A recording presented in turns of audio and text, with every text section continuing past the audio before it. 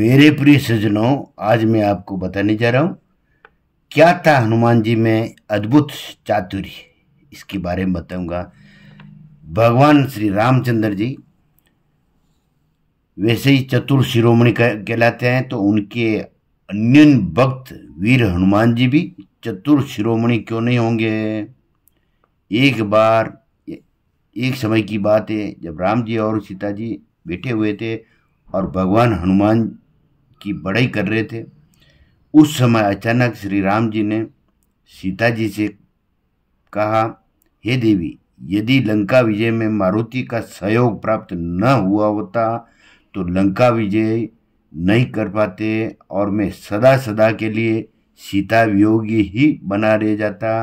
इस पर सीता जी बोली, हे प्राणनाथ, रोजाना आप मारुति नंदन की बड़ाई व प्रशंसा करते रहते हैं, कभी उनके शौर्य की, कभी उनके बल की, कभी उनकी चातुर्य की, परंतु आज आप एक ऐसा प्रसंग सुनाइए जिसमें उनका लंका विजय में उनकी विशेष चातुर्य नजर आती हो। तो आज मैं ऐसा प्रसंग सुनाऊं देवी, जिससे आपको भी आश्चर्य हो जाएगा। युद्ध के समय की बात है, जब युद्ध से रावण थक चुका था। इस पर रावण ने युद्ध में विजय प्राप्त करने का उसने अंतिम उपाय सोचा। उसने मां चामुंडा को प्रसन्न करने के लिए चंडी महायज्ञ प्रारंभ कर दिया। इस समय चतुर शिरोमणि मारुति के मन में चैन कहा।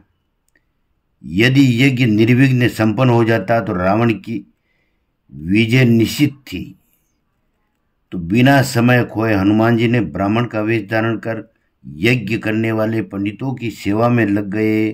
पंडितों ने सेवा से खुश होकर वर मांगने को कहा। मारुति नंदन ने कहा, यदि आप मेरी सेवा से खुश हैं तो मैं केवल एक ही वर मांगता हूं कि आप चंडिका के संपुट मंत्र के अंत में हारिणी यानी प्राणियों को तारने वाली हारिणी की जगह आपको बोलना है उसमें कारिणी, कष्ट देने वाली, एक इतना सा शब्द आपको बोलना है। इतना कह करके पंडितों ने कहा, तथास्तु, ऐसा ही होगा। इस पर जब रावण को इस बात का पता लगा तो उसने 10 ही मुखों से हनुमान जी के चातुर्य की प्रशंसा की और अंत में दशानन का सर्वनाश हो गया। और ऐसे थे चतुर शिरोमणि हनुमंत लाला। जब ये प्रसंग राम जी के मुख से सीता मैया ने सुना तो वो अत्यंत प्रसन्न हुई। प्रेम से सभी बोले, जय श्री राम।